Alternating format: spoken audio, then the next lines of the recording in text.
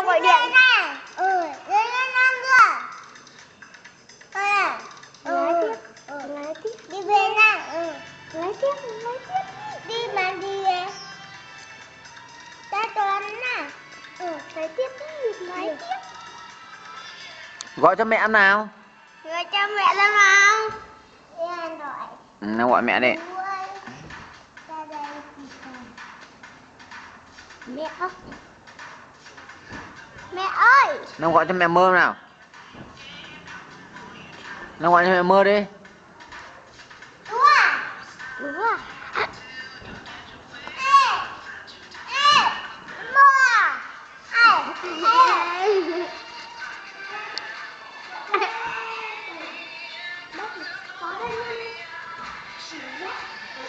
Đâu? Nằm nói chuyện với ai đi.